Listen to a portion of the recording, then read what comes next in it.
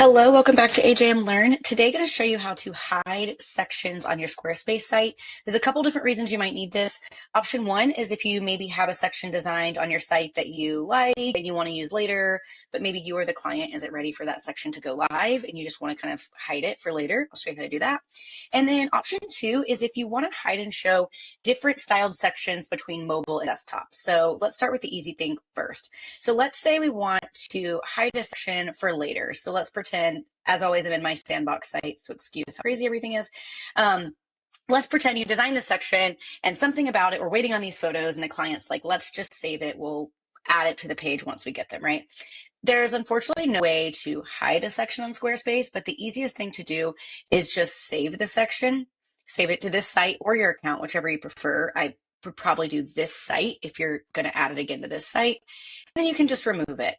Then later, when the time comes, go to add section, save sections, you can add it right back. So there is no way to actually hide, but that's your easiest way to technically hide it. Next would be if you want different sections to show on desktop and mobile. So I have an example set up here because this is the example that comes to mind. I've had a couple clients who have graphics in an image, and this is obviously just like saved from Adobe stock. I've had clients that have a graphic saved as an image that they really want on their website. I typically really try to move them away from this idea. But if there's something like a big graphic they want on their site, this is not going to look good on mobile. Like no one can see anything that's going on mobile. So what I suggest if they're really stuck on this idea, or maybe there's a different application for this, is creating two different sections. So maybe this is the section that shows on mobile. And then I built a similar section to show on this one shows on desktop. This one always confuses me. And this one shows on mobile. So excuse what it looks like here. I just mocked up something really quick. So let's say, of course, this is some sort of timeline. They like this look on desktop.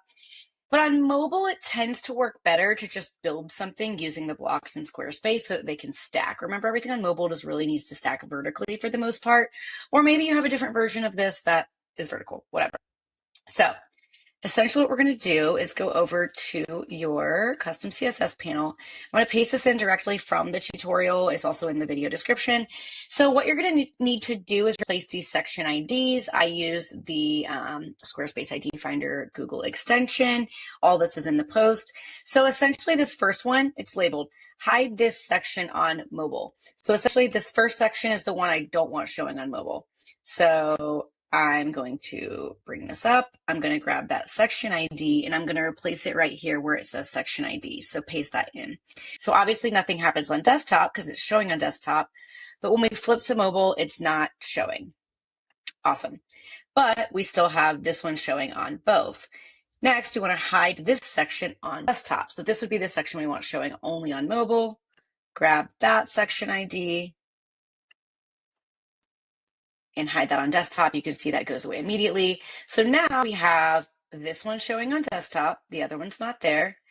But on the mobile version, we have that version we've created for mobile. Now, if there's any weird spacing issues here, just based on the fact that this is now like the first section on the page, you can then come into your mobile editor and just, edit as needed because it's only showing on mobile.